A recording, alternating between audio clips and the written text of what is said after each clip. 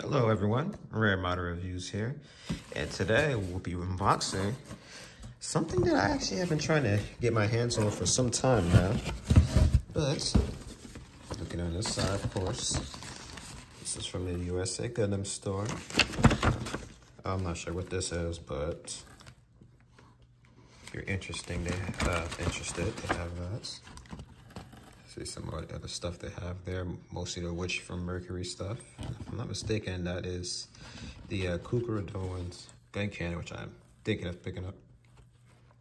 Got some Naruto stuff there, Zoids, if you're interested in that as well. I'm not gonna lie, I grew up on Zoids too, so I am tempted to at least get like a Liker Zero or something. You know, we got Asuka. I guess that's a figure, huh? Or statue, I'm not sure what exactly it is. But crashing on the side. There's something else that just fell. Swore. Oh, there it is. Didn't fall. Yeah, there's a little USA Gundam store sticker there. Love that, bring hops to your front door. But, of course, you'd know from the title of the video, this indeed is. Just have the box there. And we're actually gonna throw this around, get this box out of here. But yes, enough procrastination here. This is going to be the high grade Kshatriya. So this is a suit I fell in love with immediately when I see episode 1. It's kind of a miniaturized version of the Queen Mansa, and this thing was just so badass in the show. It took me way too long to get this done. I'd probably say half of why I didn't get this thing sooner was probably because I was holding out hope that they'd make a master grade of this, and being completely honest, they probably never will, because this thing is huge. You see, it's 22 meters. That is like leaps and bounds beyond what a standard size suit is, which is usually about 18 meters. I just love that this thing's unit number is 666, because that just fits this thing, because this was just like a merchant of death, pretty much. Like, this thing was just killing everything. So as you can see here, this thing has like the bindings here, all kinds of articulation and whatnot to it. And I guess we're just gonna go ahead and get inside the box here. All right. So, in case you guys didn't notice, also, gosh, hey, how? I don't know, I guess to open these things playing. But yeah, this has the blue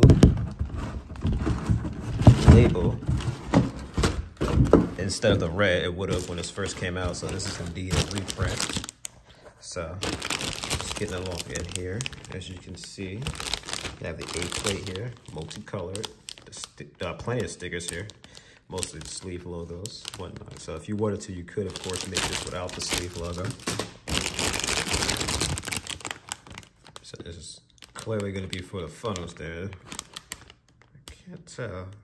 Okay, no, that's just some sort of, I thought those were the, oh, so those must be pieces to put the funnels in. Okay, that's what that is. Just look how big these binders are. These things are huge.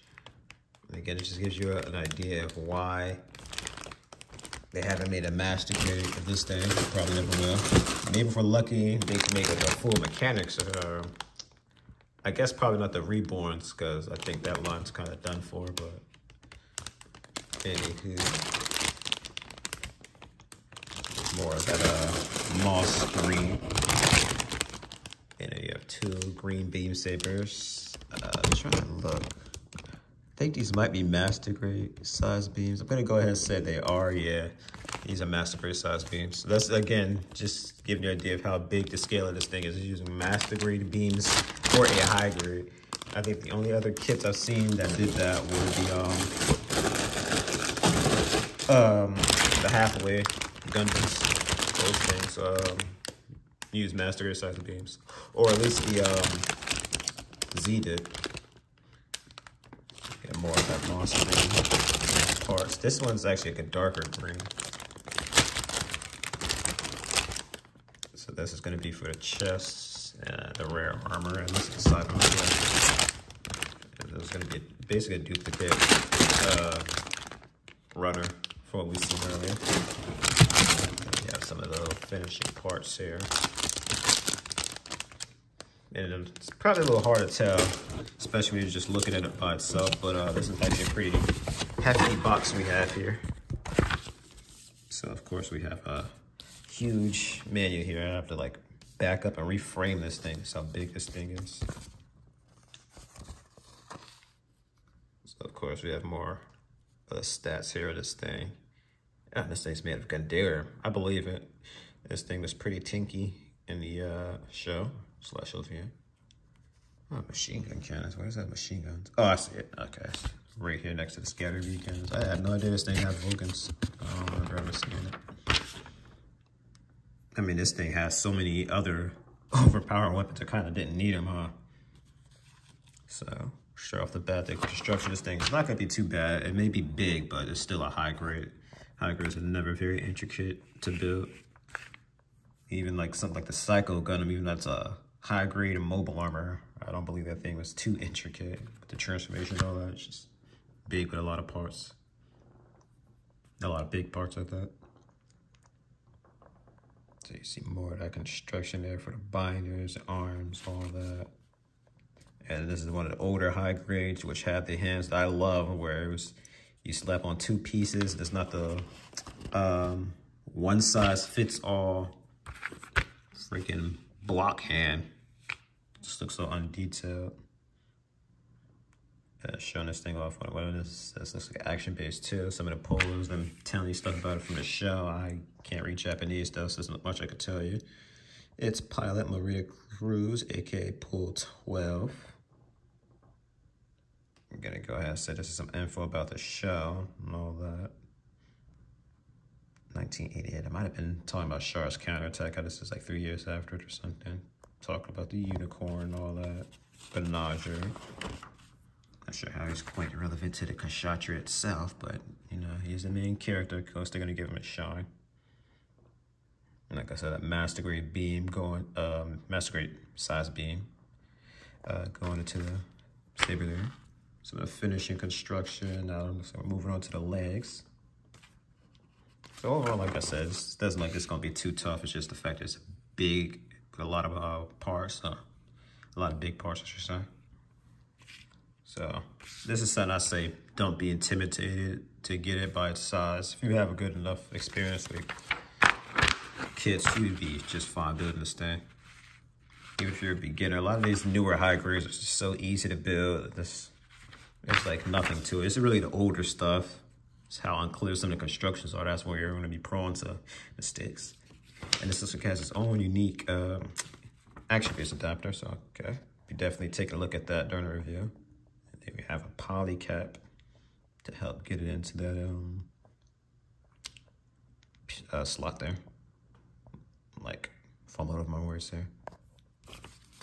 I just hope that this thing is sturdy, really. I mean, from what I've seen for reviews, I've heard nothing but good things about it. So, of course, I will be coming into it with my own opinions, and we'll find out what I think of it soon enough.